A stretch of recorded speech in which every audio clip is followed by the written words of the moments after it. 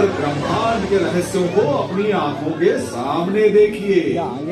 देवियों और सज्जनों, ध्यान से सुनिए और बताइए, क्या कभी सोचा है कि आप किस चीज से बने हैं? तो आइए मैं दिखाता हूँ कि आप ब्रह्मांड के इतिहास से कैसे जुड़े हैं और आप सभी को अंतरिक्ष और समय की यात्रा पर लिए चलता हूँ। समय के रथ पे सवार।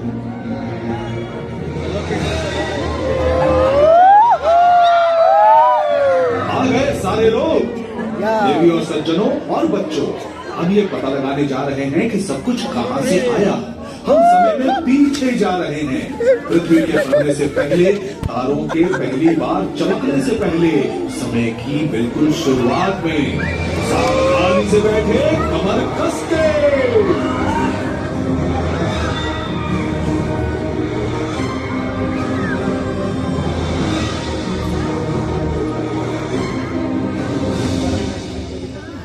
हम अपने ब्रह्मांड के प्रारंभ से 13.8 अरब वर्ष पीछे चले गए हैं। समय के पहले क्षण में ब्रह्मांड अत्यधिक गर्म है और एक अति गर्म एकल बिंदु में ऊर्जा से भरा हुआ है। अचानक ब्रह्मांड का विस्तार हुआ। इस क्षण को हम बिग बैंग कहते हैं।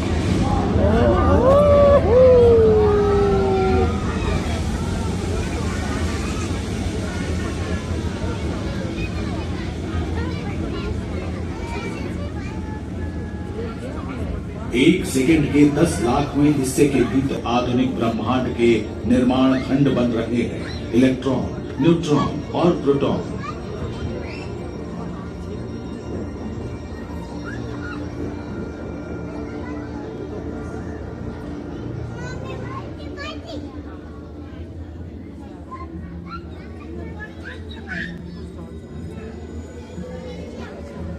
ये क्या है भाई? ब्रह्मांड अब 380,000 साल का हो गया है। इलेक्ट्रॉन कहे जाने वाले कण धीमे हो गए हैं और प्रोटॉन की ओर आकर्षित होने लगे हैं। प्रत्येक इलेक्ट्रॉन में ऋणात्मक आवेश होता है और हर प्रोटॉन में एक जैसा धनात्मक आवेश होता है। उनके विपरीत आवेश इलेक्ट्रॉनों को प्रोटॉन और न्यूट्रॉन के जोड़ों द्वारा ही पकड़ा जाता है और इससे पूरा होता है दूसरा सबसे सरल परमाणु, हीलियम। ब्रह्मांड अब 50 करोड़ साल पुराना है और गर्म ऊर्जा का समूह शांत होकर ठंडे काले बादल में बदल गया है।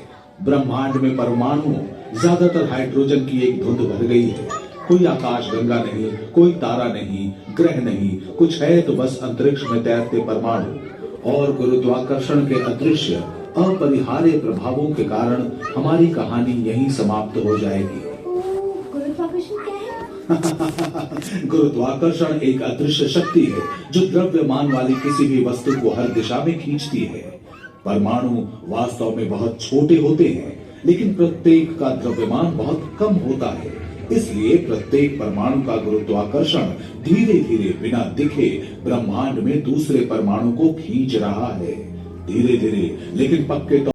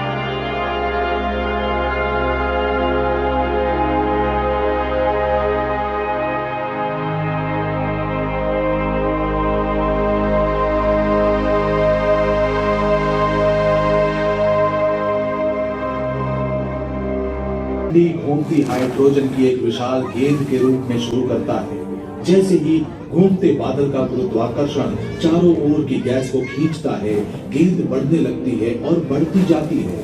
इस वृद्धि के साथ गुरुत्वाकर्षण भी बढ़ता है और उतना ही अधिक अपनी ओर खींचता है। कोर में परमाणु अधिक से अधिक दबते जाते हैं, जिससे उनका तापमान 1 करोड़ डिग्री सेल्सियस तक बढ़ जाता है। गर्मी और दबाव के कारण हाइड्रोजन परमाणु के नाभिक आपस में जुड़ते हैं और ऊर्जा छोड़ते हैं। जैसे ही ऊर्जा इसकी सतह से बाहर निकलती है, तारा चमकने लगता है।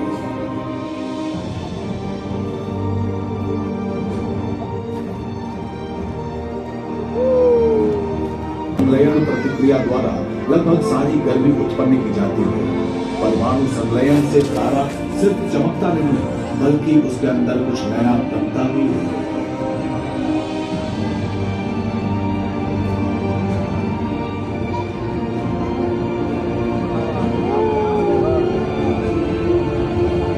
भाई हम ज्वालामुखी के अंदर पहुंच गए हैं। भाई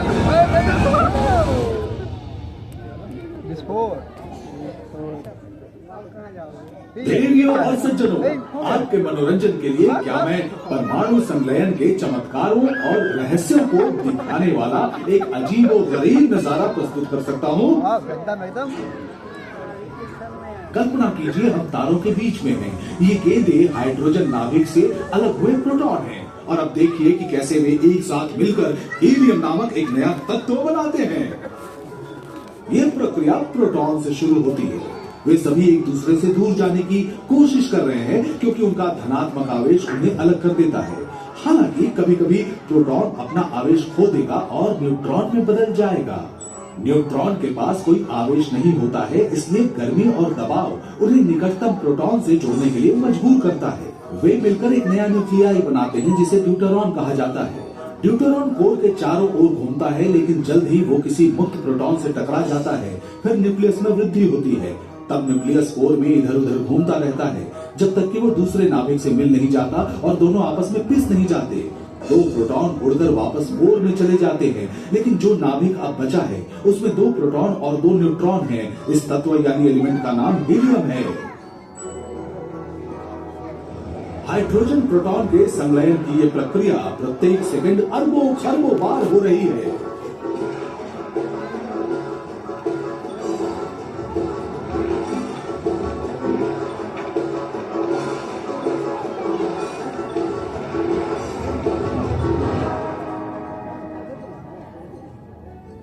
धीरे धीरे हीलियम कोर को भर देता है।